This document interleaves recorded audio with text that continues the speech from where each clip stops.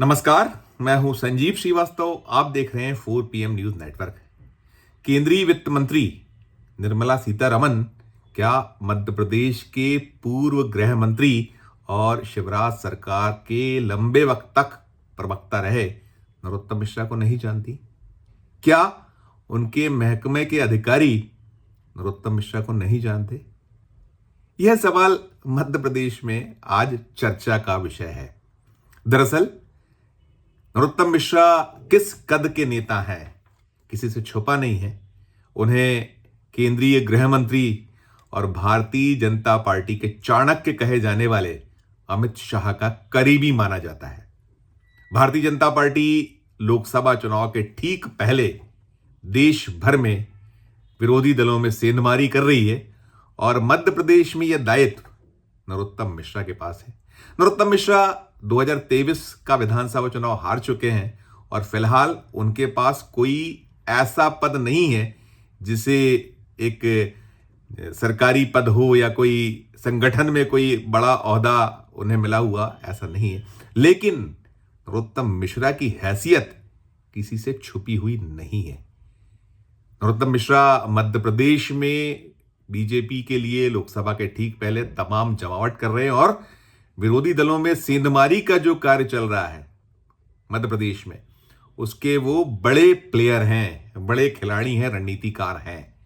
और नरोत्तम मिश्रा लगातार भोपाल में अपने काम को अंजाम दे रहे हैं। मध्य प्रदेश में जहां जो अवसर उनके हाथ लग रहा है उसमें वो पार्टी के लिए जो सफलता दिलानी है या देनी है उसमें 100% खरा उतर रहे हैं। लेकिन ऐसा लग रहा है कि नरोत्तम मिश्रा को लेकर चाहे वो अफसरान हो या मंत्रालय हो केंद्र के और राज्य के, थोड़ी सी कहीं कुछ ढील सी लगती है। और खासकर केंद्रीय मंत्रालय की बात इसलिए कि मध्य प्रदेश में आज एक बड़ी खबर निकलकर सामने आई है।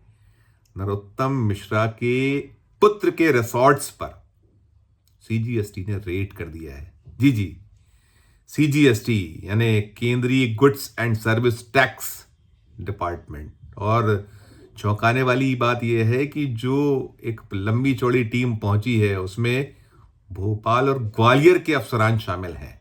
1.5 दर्जन के लगभग अफसरों ने उनके सुपुत्र का जो रिसॉर्ट्स है, नाम है इंपीरियल गोल्फ रिसॉर्ट्स, ग्वालियर में है।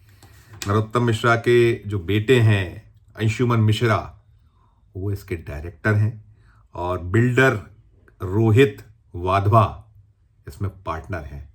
दोनों ही डायरेक्टर हैं ये, चाहे वो अंशुमन मिश्रा हो और चाहे रोहित वाधवा। और मैंने जैसा कहा कि और एक दिन का नहीं है, यहाँ टीम कल दोपहर में पहुंची थी जो पता चला। और दोपहर के बाद यहाँ उनके रिसॉर्ट्स में एक जो दहाड़ या जिसे कहते हैं रेड छापा, उसकी कार्रवाई शुरू हुई और ये आज तड़के तक चली है।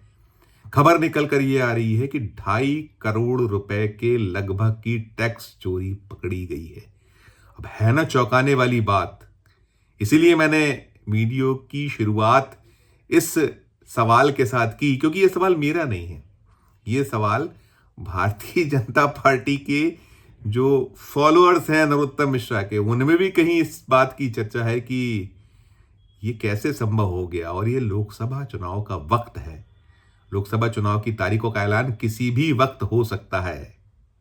और जो कुछ नरोत्तम मिश्रा भले ही चुनाव हारे हैं, वे दतिया से चुनाव हार चुके हैं जो इस बीता 2023 का चुनाव है। लगातार 6 बार के विधायक हैं वे। और विधायक के साथ साथ पिछले जो सरकार रही है 2003 से लेकर और 2023 के बीच में, एक वो 15 महीने का कमलनाथ सरकार का कार्यकाल को छोड़ दीजिए, मध्य प्रदेश में नरोत्तम मिश्रा बड़े पावरफुल मंत्रियों में शुमार रहे हैं। उनके पास में मैंने कहा कि शिवराज सरकार में तो वे प्रवक्ता थे और उनकी जो पहचान राष्ट्रीय स्तर पर है, जिस तरीके से उन्होंने अपना प्रवक्ता पद या जो उन्हें अवसर मिला उसमें उन्होंने एक अलग छवि और पहचान उन्होंने अपनी बना रखी है। तो जो ये मसला हुआ है, इस मसले के बाद तमाम तरह की सुगबुगाहट है, खबर है। अभी नरोत्तम मिश्रा की ओर से कोई इस पे बयान नहीं आया है। 4 PM ने प्रयास किया था लेकिन प्रतिक्रिया के लिए वे मिल नहीं पाए, उनसे बात नहीं हो पाई है, क्योंकि खबर अभी से कुछ देर पहले ही निकल कर बाहर आई है कि ग्वालियर में एक बड़ा मामला सामने आ चुका और CGST, goods and service tax department, central महकमे है, ये केंद्र के महकमे ने, और जो खबरें हैं, खबरों के अनुसार टीम रविवार को देर शाम पहुंच चुकी थी और पहले उन्होंने इस पूरे मसले की जुड़ा जो खंगालती रही और उसके बाद सोमवार को दोपहर में रिसॉर्ट्स पहुंचकर छानबीन और जो दस्तावेजों को खंगालने का काम किया, जो चलता रहा लगातार।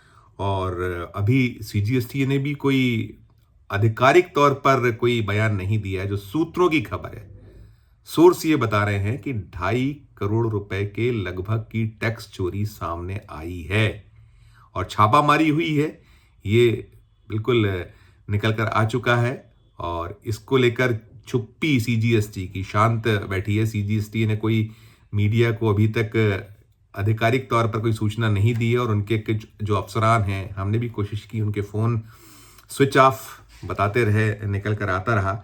तो जो खबर, जैसे मैंने कहा, खबर बड़ी है ये मध्य प्रदेश के लिए, और मध्य प्रदेश के साथ साथ देश भी। जो भारतीय जनता पार्टी के ये जो ऐसा चेहरा है मध्य प्रदेश का, नरोत्तम मिश्रा, कद्दावर लीडरों में शुमार होते हैं और भले ही वे चुनाव हारे हैं।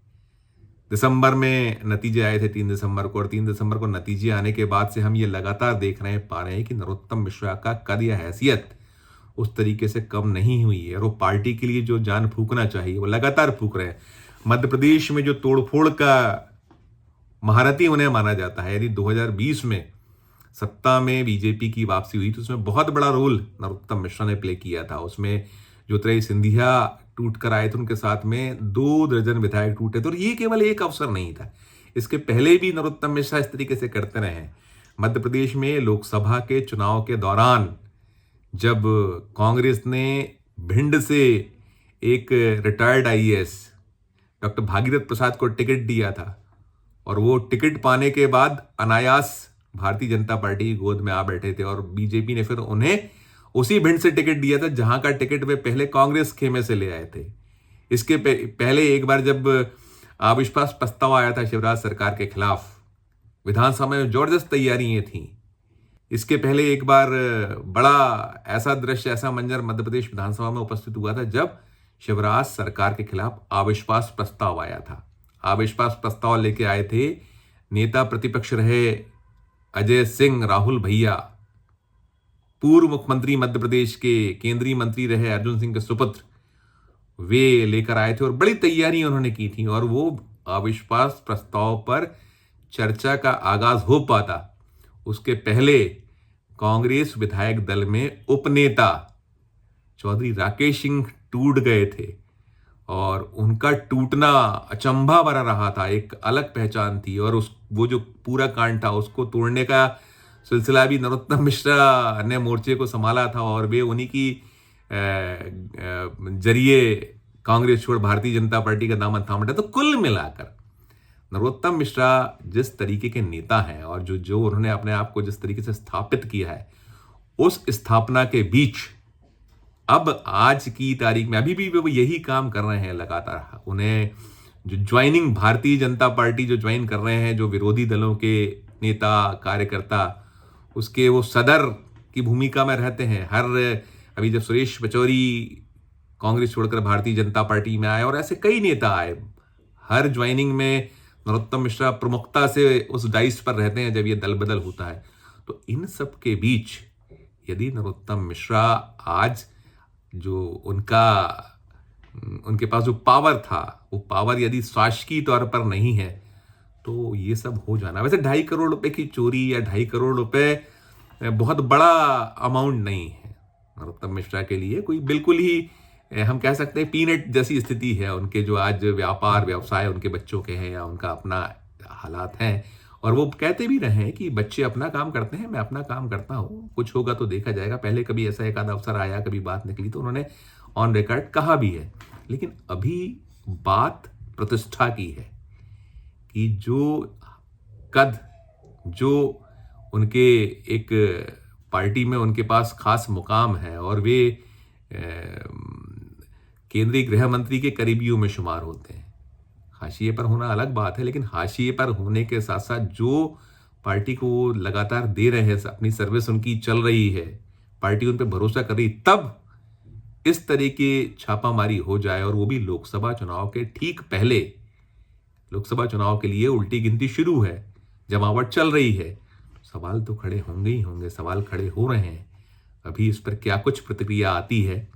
विरोधी दलों ने जरूर चुटकी लेना शुरू कर दिया है और तमाम चुटकियां लेते हुए कहा जा रहा है कि बीजेपी किसी की नहीं होती है। भारतीय जनता पार्टी के जो जिस तरीके से यूज एंड थ्रो करती है, कहीं उसका शिकार नरोत्तम मिश्रा तो नहीं होने वाले हैं। हालांकि ये सब तो कांग्रेस के ऐसे आरोप हैं जिसको सिर्फ एक चुटकी तक ही सीमित रखा जा रहा है। नरोत्तम मिश्रा की अपनी हैसियत है, कद है, और ये मानकर चला जा रहा है कि भले ही अभी फिलहाल में उनके जो चुनावी राजनीति के मान से या वो जो स्थितियां बनी थी उस मान से वो उतने पावरफुल नहीं है, लेकिन पावरफुल तो हैं।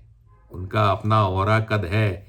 हमने पाया देखा है कि जब से ये विधानसभा चुनाव के नतीजे हैं उसके बाद उनके दर पर चाहे वो मुख्यमंत्री मोहन यादव हों या अन्य बड़े मध्य प्रदेश के चेहरे हों और तमाम केंद्र से आने वाले भी कई नेता और जो बड़े चेहरे हैं वो नरोत्तम मिश्रा के यहाँ पहुँचते हैं, मेल मुलाकातों का दौर चलता है, अलग से बात होती है।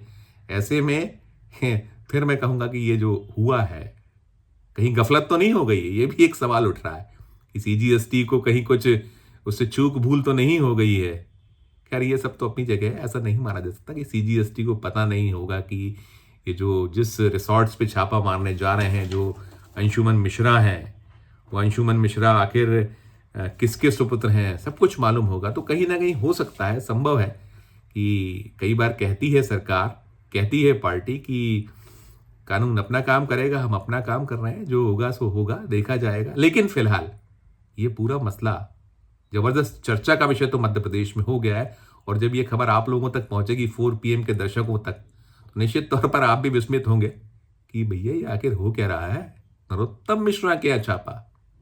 देखिए आगे जो कुछ और इससे जुड़े अपडेट्स मिलेंगे आप तक पहुंचाएंगे। इस वीडियो में फिलहाल इतना ही। हम फिर किसी नए वीडियो के साथ आपके समक्ष उपस्थित होंगे। हमारी नियमित अपील कि हमारे इस चैनल को लाइक कीजिए, सब्सक्राइब कीजिए, और यदि आपने ज्वाइन का बटन नहीं दबाया तो ज्वाइन का बटन जरूर दबाइए, बेल आइकन भी दबा दीजिए ताकि हर खबर आपको बिना देर बिना विलंब मिलती रहे। और साथ साथ हमारे इस वीडियो को अधिक से अधिक लोगों से शेयर भी कीजिए, और वीडियो के कमेंट बॉक्स में जाकर वीडियो को लेकर कमेंट करना ना भूलिए। कमेंट करके हमें जरूर बताइए कि ये खबर आपको कैसी लगी, और देखते रहिए 4 PM Madhya Pradesh, 4 PM national और 4 PM हमारे अन्य राज्यों के चैनलों को। धन्यवाद, नमस्कार।